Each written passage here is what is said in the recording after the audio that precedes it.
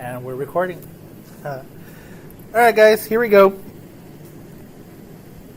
So question number 1, it says, given vector u with a magnitude 6 and direction 210, and vector v with a magnitude 2 and direction 30 degrees, find the magnitude and direction of u plus v. Write the sum u plus v in magnitude and direction form. So here's what I would do, guys. I would write vector u, and I would write 6, and then this is cosine 210 degrees, sine 210 degrees, and then vector v is 2 and cosine 30 degrees, sine 30 degrees. So how do I add both of them up? You have to add components together. So this is how you're going to do it. I'm going to write it over here on the left hand side. I'm going to go u, this is just for notes purposes. I'll show you how to type it in the calculator. U of x is equal to 6 cosine 210 degrees. Vector u in the y direction is equal to 6 sine 210 degrees. V of x, or subscript of x, is equal to 2 cosine 30 degrees. And v of y in the y direction is equal to 2 sine 30 degrees. Does all that look familiar to you guys? Okay. So the way you add them up, guys, you want to add up, it says it wants u plus v. So I'm going to add up the components. I'm going to add up these two, and I'm going to add up those two. So here we go. I'm going to take my calculator out. So here's my calculator. And I'm going to add up the x components. So I'm going to go, make sure that your mode is in degree mode. It's not. So let me put mine in degree. And I'm going to go 6 cosine 210. Close, plus 2 cosine 30. Close. Push enter. It's negative 3.464, and I'm going to store this into A. Store alpha A. So I'm going to write it right here.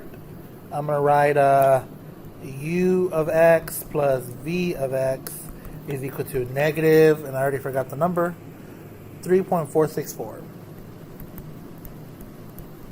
Alright, let's do the same thing with the y's. U of y plus v of y. And here we go. I'm going to go calculator. I'm going to go 6 sine 210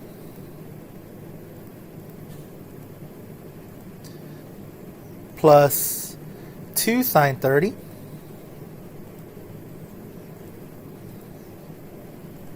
I'm going to push enter. Negative 2. So I got a perfect negative 2. So my combined vector, the u plus v, negative 3.464, negative 2. So it actually looks something like this. Negative 3.464, negative 2. It looks something like that. So here's what I want. I want the magnitude and direction. So what I really want is this angle right here. So how do I get it? Well, that's pretty simple. This angle, you're just going to get it by arctan of 2 over the y over the x. The magnitude, so here's how you get the magnitude, and you guys already know this. The magnitude is u plus v, and it's the absolute value of that, right? Or it's the square root of your x component and your y component. So your x component, negative 3.464 squared, plus your y component, negative 2. And this is your u plus v, really. Cool or not cool? So check it out. I'm going to take out my calculator again. And because I know that the v1s for the y's, it was just negative 2. I keep saying v. My y component just adds to negative 2. I'm just going to use that negative 2 there. So square root, and I have the x component as a, so I'm going to go alpha a squared plus, parenthesis, negative 2 squared, enter, and look at that. I get a pretty number. I get a 4. So that's what this magnitude is. That's a 4. You want to take a guess for the angle? The angle is arctan of y divided by x, so negative 2 divided by negative 3.464. Negative divided by negative is a positive. It's going to give you an answer in quadrant 1. So whatever you get, add 180 degrees to get back in quadrant 3. Does that make sense? So here we go. I'm going to go arctan. And I'm going to go negative 2 divided by alpha A. Enter. Plus 180. And you got 210 degrees. So write the sum in magnitude and direction form. So here it is. So I'm going to write, here's my final answer. U plus V is equal to, the magnitude was 4. And the direction is 210. So cosine 210, sine 210. And that's it. Now, I don't want you guys to become a robot. I want you guys to know why it looks like this. Imagine, see how this one, vector U, has a magnitude of 6 at 210? So it's like this. I really look like this. That blue dotted line, so there it is. That's a 6, the blue dotted line. And then the green, not green, let's do burnt orange. The burnt orange one, here's the 30 degrees, but at 2. And I'm not doing it perfect, but so look, that blue and that burnt orange, they're 180 degrees out of phase. So one's a 6, the other one is 2. So it's just like taking that 6 and subtracting the 2. And you get that red one in 4. Do you see that?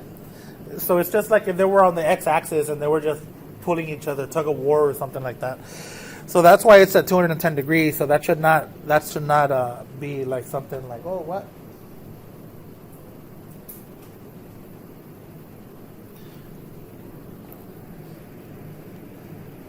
Does that make sense, guys? All right. Should we continue? Of course. So number 2. Vector U is 2, negative 5. Vector V is 7, negative 9. Find the difference, V, and represent the difference graphically. Okay, no big deal.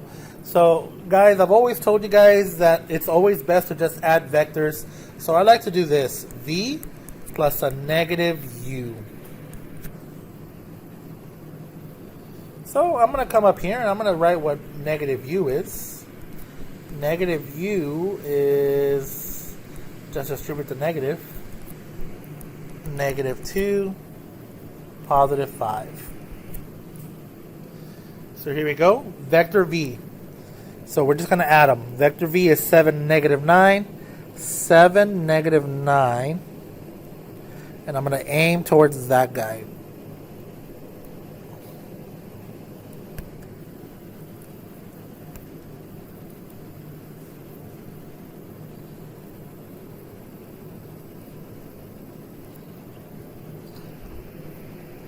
And now I'm going to do negative U, guys. So I'm going to go from this head there, go 2 to the left and 5 up. 1, 2, 1, 2, 3, 4, 5, point. And we're just going to add. There it is. That's vector negative U. So what's the resultant vector? The resultant vector is that one.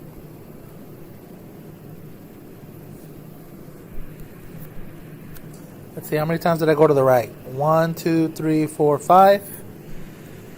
And I went negative 4. Sure enough, 7 minus 2 is 5. Negative 9 minus a negative 5, so that turns to a plus. So negative 9 plus 5 is negative 4. It works.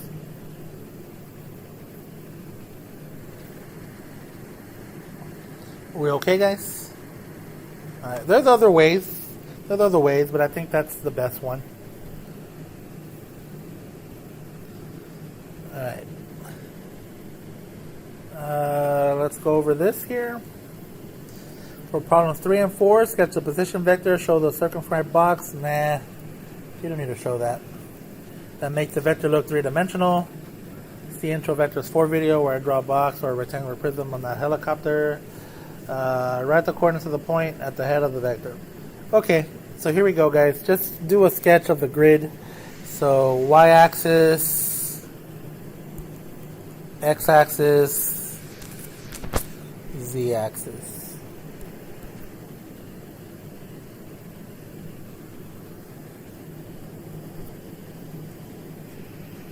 And I'm just going to go, vector P is 5, 9, 6. So I'm going to go 5. I'm going to say this is 9. It doesn't have to be perfect. And I'm going to say this is 6. So there it is. And then what's my vector look like, or that vector P? Go from the origin. And it kind of looks three-dimensional to me. X, Y, Z. To me it looks three-dimensional. And there it is, guys. So that's what you're doing for number 3. So that's what you're going to do for number 4. So I'll leave this one for you guys to do on your own. But you don't have to do it right now. You guys ready to go to the next one? This is the stuff that we just did a little while ago. Let's see. Find the position vector 2/3 of the way from point A to point B. 6 period learners. Okay, so we learned it today, I think. So we're good.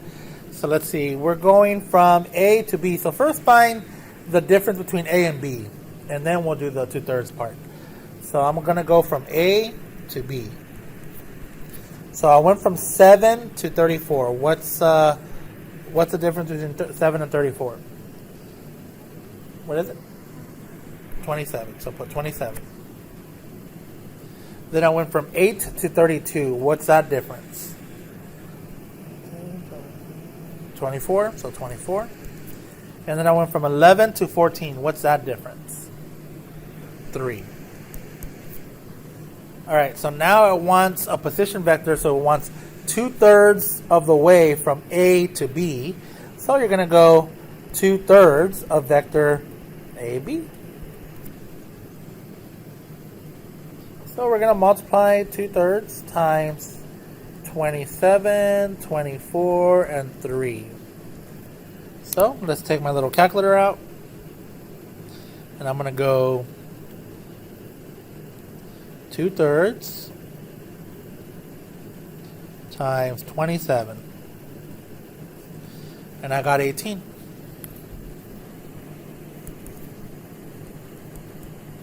And then 2/3 times 24.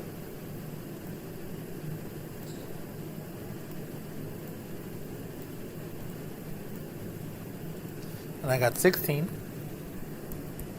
And then 2/3 times 3, the 3's cancel out and you get 2. So there it is. This is my position vector, 2/3 of the way from A to B.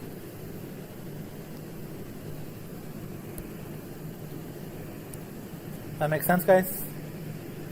And I think you guys can do number 6. Do you guys want me to do one of those, or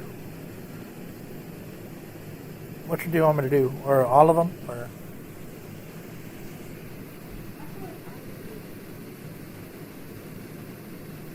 yeah, I think we can do number 6, guys. I'll do one of them. I'll do the C plus D. So I have vector C here and I have D there. So I'm just going to add them up. So vector C plus vector D is just going to be, let's see, negative 3 plus 9, that's going to be 6. 6 plus 5, that's going to be 11. And then 4 plus a negative 3, that's going to be a 1. And that's what you're doing over and over again. Cool? So make sure to take care of the other ones. And yeah, I don't think you guys are going to have any issue on that. And let's see. I'll do this one because I already did C plus D. So this one wants the magnitude of C plus D for letter C. So the magnitude of C plus D is going to be equal to, and I got my C plus D over there, so it's going to be the square root of 6 squared plus 11 squared plus 1 squared, whatever that number is. That makes sense, guys? And then when you're doing magnitude of C plus magnitude of D, do the magnitude of C by itself, do the magnitude of D by itself, and then add them up.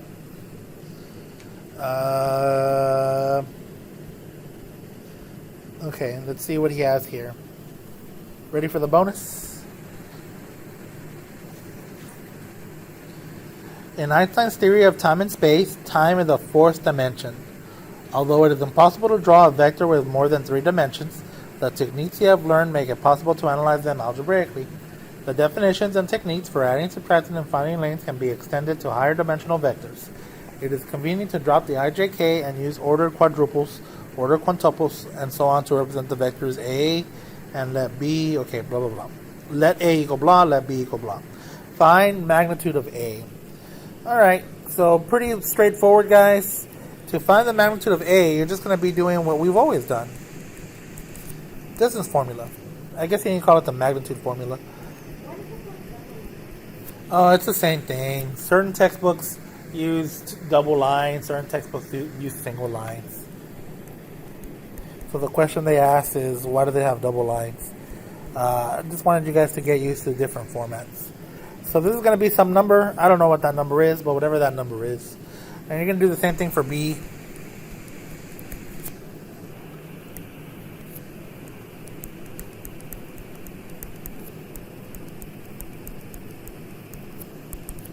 And you're going to get some number. So don't rush on that. Whenever you guys get a chance, let's go ahead and... Oh yeah, these are going to be really simple now. A plus B, you're just adding components at a time. You know what I mean? Like, keep the same components the same. And then letter E, write the position vector of the point 40% away from head A to head of B in part D. Okay, so that's the same thing. You're going to multiply point 40 times vector AB.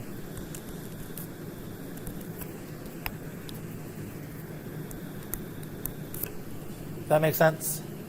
And you're going to get that from, if A and B are considered to be position vectors, write the displacement vector. So AB equals, and you're going from A to B, so you're going to write your displacement vector. I was at 3, and now I'm at 5, so I went up 2. I was at 5, and now I'm at 11, so I went up 6. I was at 2, now I'm at 7, so I went up 5.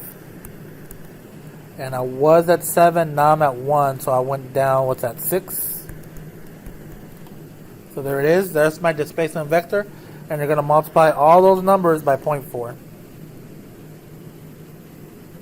That makes sense, guys? Alright, so just take care of it. I think, I know I didn't finish it all, but I gave an examples of all of them. So there it is. Alright, guys, stay happy.